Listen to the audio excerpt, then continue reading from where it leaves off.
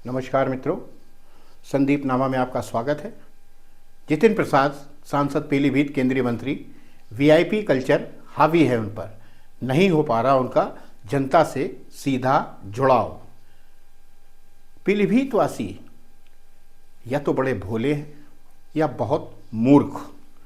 हमेशा परदेशियों पर भरोसा किया, अपने दिल में बसाया, पलकों पर बैठाया, लेकिन अपनत्व से महरूम रहे।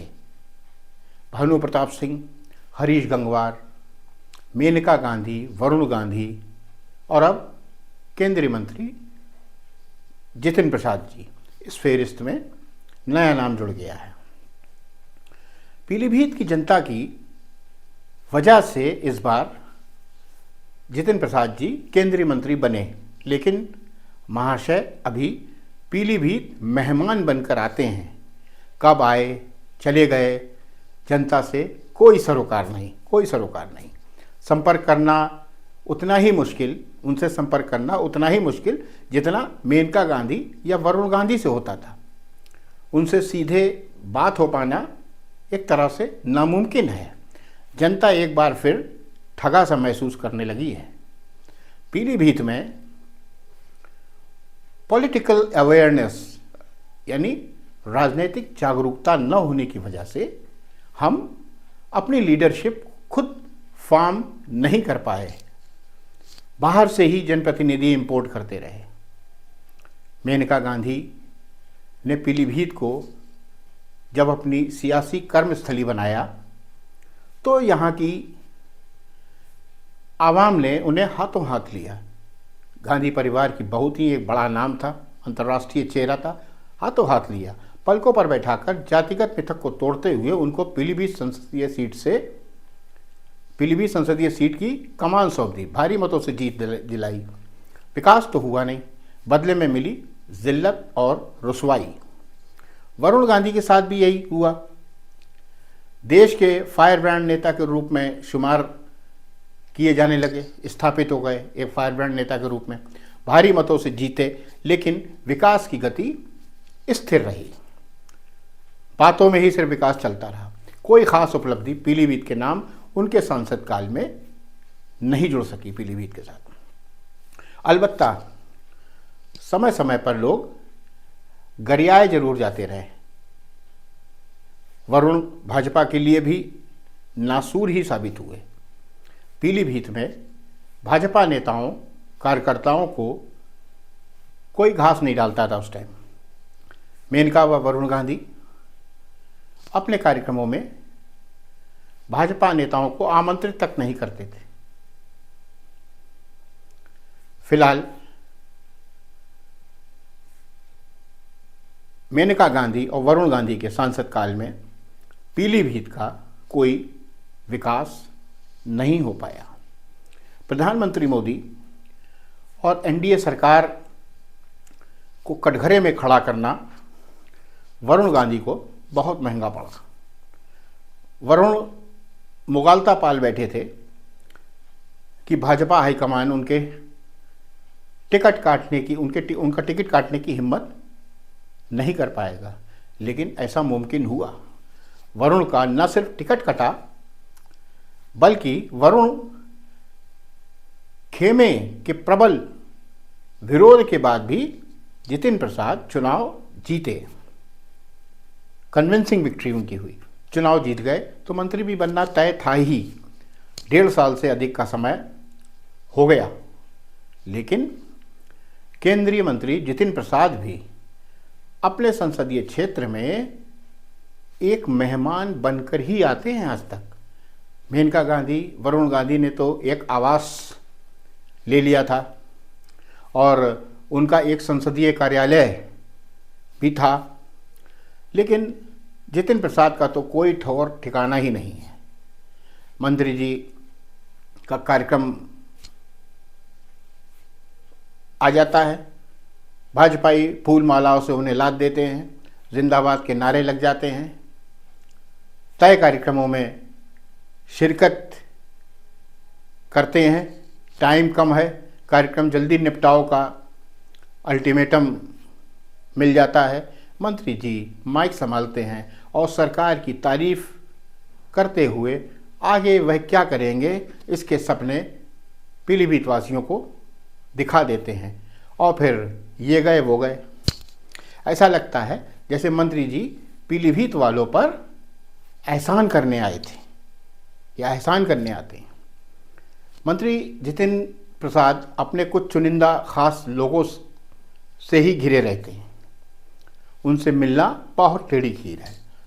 तमाम लोग अपनी परेशानियां, दिक्कतों से भरी दर्द, अपने भरी हुई दरख्वास्त, एप्लीकेशनें लेकर भटकते रहते हैं, लेकिन मजाल है उनकी मंत्री जी से सीधे मुलाकात हो जाए, मंत्री जी तक उनको पहुंचने दिया जाए। अब तो पीलीभीत के लोगों में हताशा नज़र आने लगी है। वह समझने लगे हैं कि मंत्री जी से कोई समस्या हल होने वाली नहीं है। ऐसा कोई दूसरा जरिया ढूंढना होगा ताकि उनका काम हो जाए। अच्छा, केंद्रीय मंत्री जितिन प्रसाद से सीधी गुफ्तगू तो शायद वही लोग कर पाते हों जो उनके किचन कैबिनेट के सदस्य हैं, जो उनके बहुत ख़ास लोग हैं, शाहजहांपुर से आते हैं या एक आध लोग यहाँ के होंगे। आम आदमी तो छोड़िए, पार्टी के बड़े से बड़े नेता, पत्रकार भी कोई उनसे सीधे वार्ता नहीं कर सकता। उनका नंबर सार्वजनिक है नहीं और उनके जो कर्ता धर्ता हैं वह भी मंत्री जी से बात कराने में कतराते हैं। वरुण गांधी से भी लोगों की अक्सर बातचीत हो जाया करती थी फ़ोन पर, लेकिन जितिन प्रसाद के साथ तो वह भी संभव नहीं है। भले ही उन्हें आमजन ने वोट दिया है, लेकिन केंद्रीय मंत्री जितिन प्रसाद पर अब भी वीआईपी कल्चर हावी है। जितिन प्रसाद पर अब भी वीआईपी कल्चर हावी है। इसमें आमजन के लिए कोई संवेदनशीलता, कोई स्थान नहीं है। जहाँ तक विकास का सवाल है तो एक काम तो केंद्रीय मंत्री जितिन प्रसाद ने बड़ा किया है पीलीभीत के लिए। शारदा नदी पर करीब 300 करोड़ की लागत से धनारा घाट पुल का निर्माण शुरू हो गया है। यह पूरनपुर से खजुरिया और नेपाल तक को जोड़ता है। इस पुल के निर्माण की स्वीकृति जितिन प्रसाद ने तब करा दी थी जब वह योगी सरकार में लोक निर्माण विभाग कैबिनेट मिनिस्टर थे। 94 करोड़ का बजट भी रिलीज कर दिया गया था उसी वक्त जब ये कैबिनेट मिनिस्टर थे। अब केंद्रीय मंत्री बनने के बाद पुल निर्माण ने गति पकड़ी है। इससे लोगों में खुशी की लहर है। मेनका गांधी, वरुण गांधी, डॉक्टर विनोद तिवारी जैसी शख्सियत भी इस पुल के निर्माण की सिर्फ बातें ही करते रहे, मंजूरी कोई नहीं दिला पाया। हर चुनाव में यह मुद्दा बनता था लेकिन बना कभी नहीं। अब बना है। अब यह काम जितिन प्रसाद ने पूरा किया है।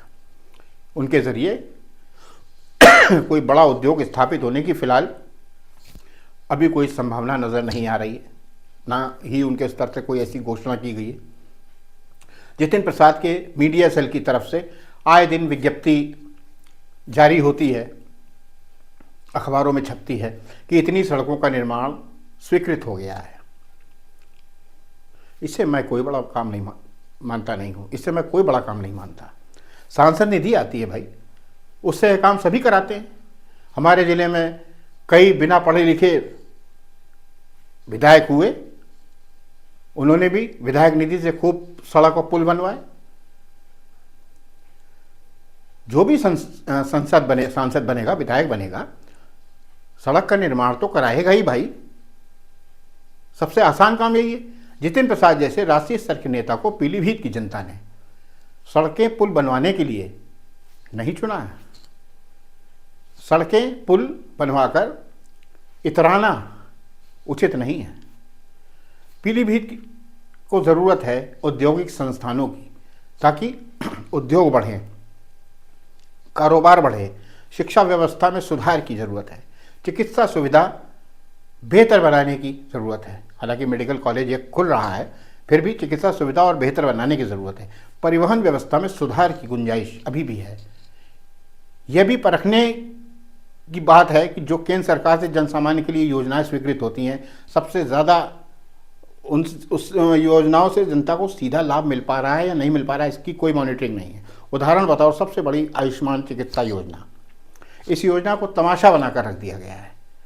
बड़े बड़े केंद्र सरकार दावे करती है, लेकिन इस योजना में इलाज निःशुल्क है, लेकिन इस योजना से जुड़े डॉक्टर किसी न किसी बहाने मरीज से अतिरिक्त रकम निकलवा लेते हैं, काफ़ी खर्च वसूल लेते हैं। कार्ड से भी कटौती होती है, उनसे भी वसूली कर लेते हैं। कोई मॉनिटरिंग नहीं है। फ़ायदा फिर इन योजनाओं का क्या है? अगर अभी भी पीलीभीत में मूलभूत सुविधाओं का अभाव है तो लानत है आप पर और आपकी सरकार पर। मैं एक बार फिर अपनी बात दोहरा रहा हूँ। जितिन प्रसाद जी, आपका जनता से न सीधा जुड़ाव हो पा रहा है और ना ही संवाद। जनता को लगने लगा है कि आप भी